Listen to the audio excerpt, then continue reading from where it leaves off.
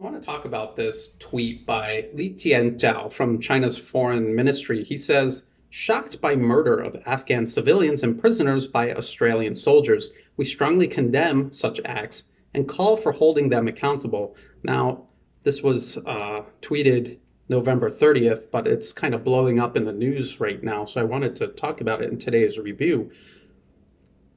China's foreign ministry is, this is fair criticism from them because whether people realize it or not, Afghanistan actually shares part of its border with China.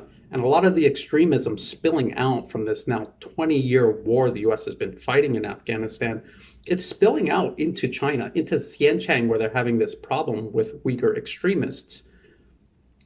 And the problem with Uyghur extremists in China is real. There was real terrorism being carried out, not just in Xinjiang, but all over China, outside of China. The 2015 bombing in Bangkok was Uyghur terrorists. And even there's thousands of terrorists in Syria, Uyghur terrorists, helping the US try to overthrow the Syrian government. So it's a real problem. The US is deliberately fueling that. And in addition to that, and you'll see why I'm talking about Uyghurs here in a moment, in addition to that, the US, through the National Endowment for Democracy, actually has a whole category where they're funding programs for East Turkestan slash Xinjiang. And East Turkestan is the term that separatists, and only separatists, use to refer to Xinjiang. So the US is just basically openly funding and openly admitting that they're funding programs and organizations that are involved in separatism in Xinjiang. So the US deliberately created that problem. And then when the Chinese government tried to deal with it, and the way they dealt with it was creating these facilities where they detained extremists, their supporters, and people susceptible to extremism. They detained them, they educated them, they got them jobs. You could debate whether they did it too heavy-handed or not, but it was a real problem. And if you're not on the ground in Xinjiang to see how bad it is, you can't really tell where the line should be drawn. And we know that the Western media, who's blowing this out of proportion and frankly just fabricating accusations about what's happening in Xinjiang to the Uyghurs, we know they don't actually care about solving the terrorist problem there. It was just an excuse to attack China. It's propaganda. So I'm talking about that because, as you see, everyone that responded to this tweet here, for example, this was a popular one, 1,000 likes. Strong words, by the way. How is the genocide of the Uyghurs going? What genocide? Even the Western media doesn't say it's an actual genocide. I mean, like, hyperbole, they might say that. But when you read through all of their articles, all they talk about are these detention facilities and allegations of what may or may not be taking place inside them. Here's Philip Corey. Now, he has a blue check mark. He's political editor of the Australian Financial Review. And he says, Australia has investigated, owned up to, and will prosecute its war criminals. China's crimes against humanity, Uyghurs, etc., are state-sanctioned, covered up, and more widespread. That's the key difference. Actually, no, that's this whole comment. There's so much wrong with this comment. First of all, the entire Australian involvement in Afghanistan is a crime, is a war crime, is a crime against humanity, and that is most certainly state-sanctioned. And there is no investigation or even real discussion about whether it should stop or not. The Australians follow the US into every illegal war that the US fights, including in Iraq and Syria and Libya.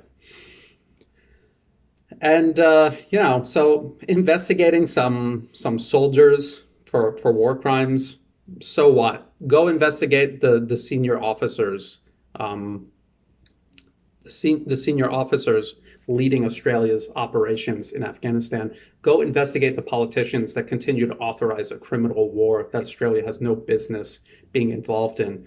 And just think about this. China's speaking up because Australia has its military in a country on China's borders, killing people inside that country and creating extremism that's spilling over into Chinese territory and directly impacting the lives of the Chinese people. And this is how Australians are responding to it.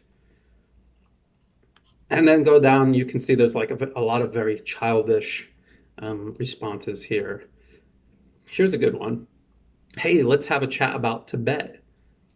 And by the way, the backstory for Tibet, the US government funded violent separatists in Tibet back in the 1950s, and they lost. China beat them. And they've been trying to reintegrate Tibet ever since because, like all of these places that have all these problems inside China, they're part of Chinese territory. And it was, like a leftover of colonialism that they have all these loose ends that they have to tie up.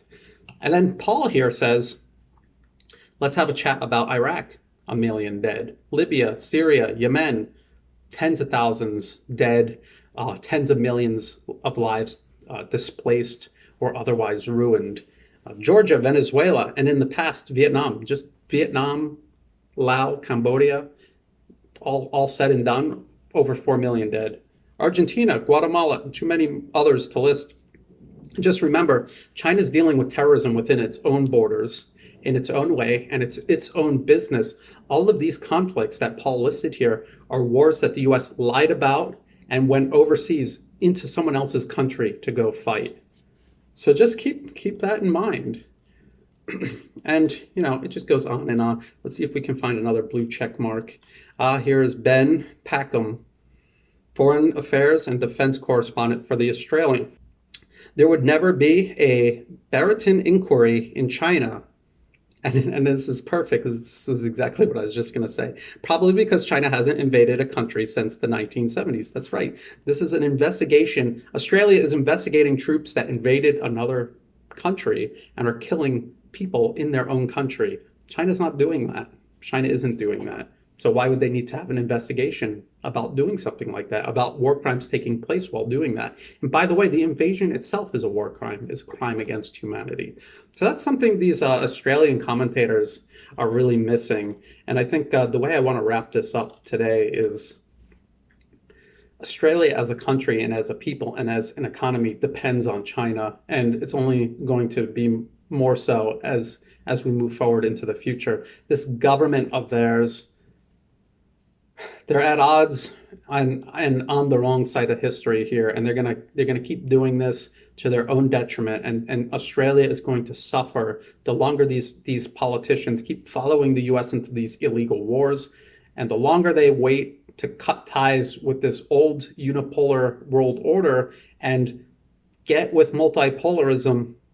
Australia is going to suffer, and we can say, this is, you should feel humiliated where you're trying to condemn another country for dealing with terrorism by building educational facilities. Yes, people are being detained in them, but they're trying to educate people who are prone to extremism so that they could have a meaningful and constructive life in society. And Australia is in Afghanistan, right on China's border, murdering people. That's how Australia decided to deal with an alleged terrorist problem. So just keep all of this in mind. And again, thank you to my patrons. I still think at this point I have only one VIP patron, but thank you anyway. And for the people that see this when I make it public, thank you also for watching, liking, and sharing. Check the video description for some links and some ways if you want to support my work. And thank you for watching.